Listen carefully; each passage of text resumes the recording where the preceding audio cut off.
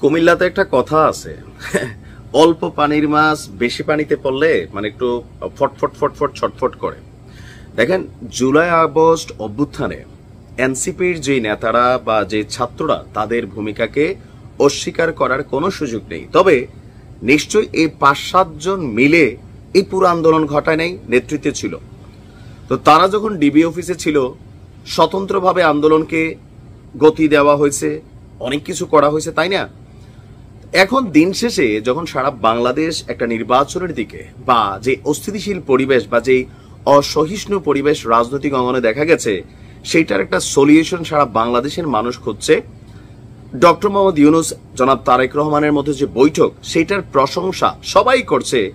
তখন এনসিপি, আপনার আজকে এনসিপির যে মুখপাত্র আছে, মুখ্য সমন্বয়ক নাসিরউদ্দিন পাটোয়ারির যে বক্তব্যগুলো, এই বক্তব্যগুলোর আসলে পরিণতি কি হবে? ওই যে হঠাৎ করে একটু মিডিয়া ফোকাস লাইট, বাবা জনগণ জনগণ না বইলা তোমরা ডাক দিয়া দেখো তোমার পিছনে জনগণ আসলে কারা।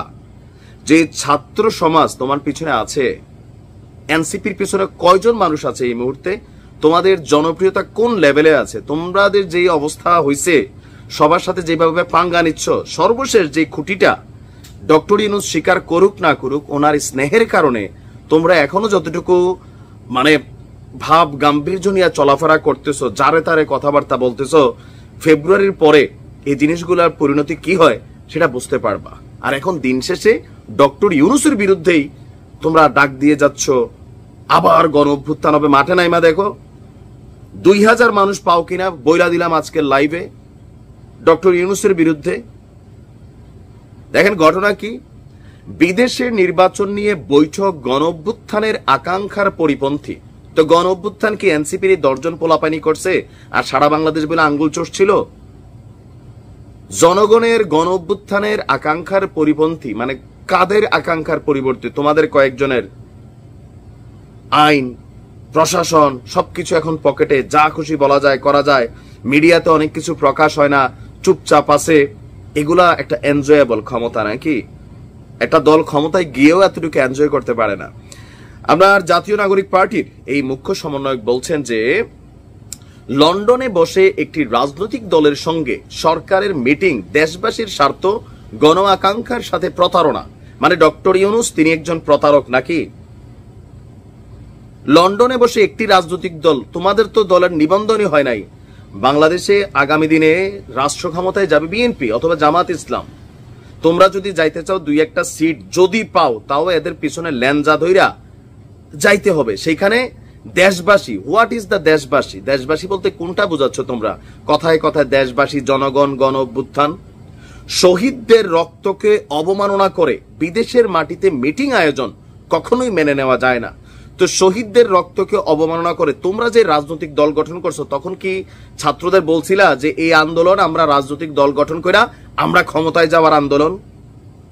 যেই শহীদ পরিবারগুলো তোমরা একটা লিস্টই তৈরি করতে পারো না এখনো, কারা মরছে, কতজন আহত হইলো, তাদের চিকিৎসার খবর নাই, তাদের বাচ্চারা এতিমখানায় বড় হচ্ছে, কেউ রিক্সা চালাচ্ছে, কেউর পরিবার ভিক্ষাবৃত্তিতে নামছে, তাদের রক্তের সাথে বেইমানি করে তোমরা যে কোটি টাকার গাড়ি চড়ছো, কোটি কোটি টাকা ইনকাম করতেছো, অফিস আদালত করতেছো, এক একজনের চেহারা ইনকাম সেই লেভেলে হয়েছে, এগুলা কি শহীদদের রক্তের সাথে বেইমানি না?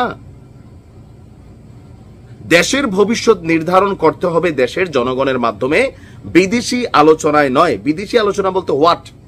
এটা কি অন্য দেশের সাথে আলোচনা হয়েছে? নাসিরউদ্দিন বলছেন ৯০ সালের গণঅভ্যুত্থানের পর একটি সামাজিক চুক্তি হয়েছিল, কিন্তু সেটিকে কার্যকর না করে দেশকে অন্য খাতে প্রবাহিত করা হয়েছে।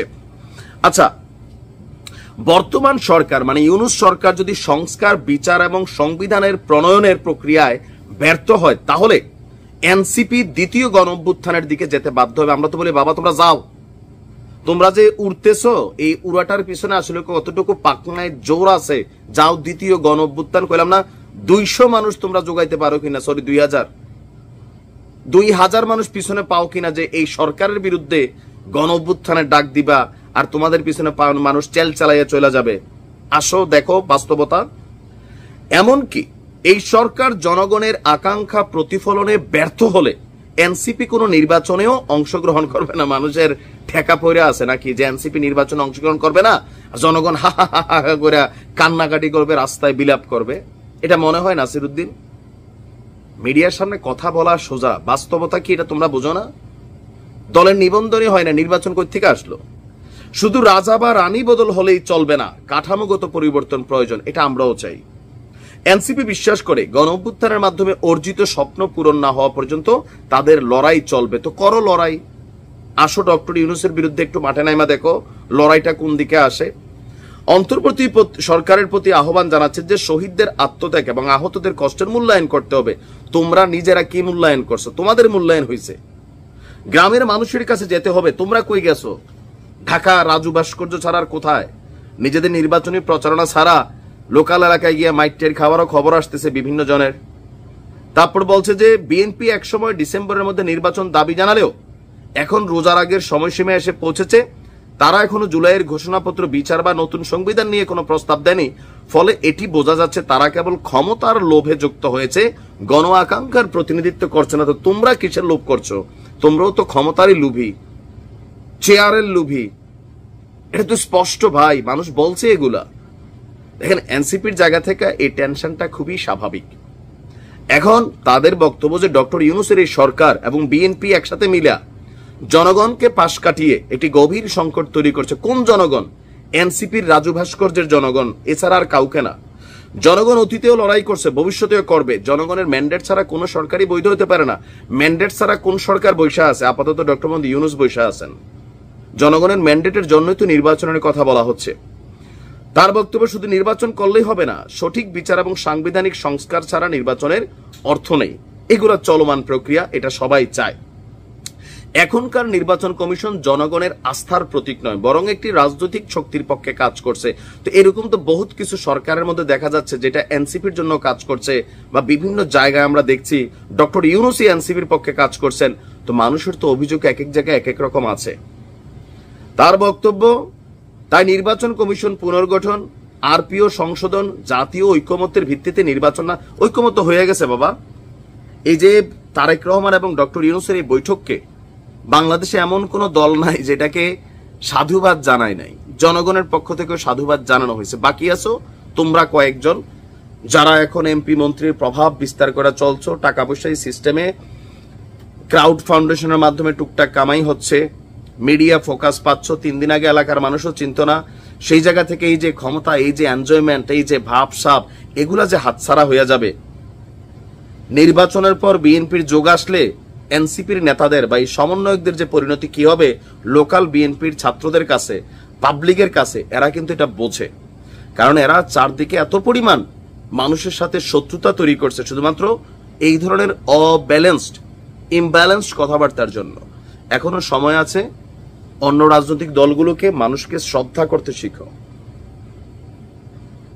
যে মবের কালচার শুরু হয়েছে, এই মব কিন্তু দেশে থাইকা যাবে। কখন কার উপরে ঘুরে, সেটাই হচ্ছে কথা। ভালো থাকো।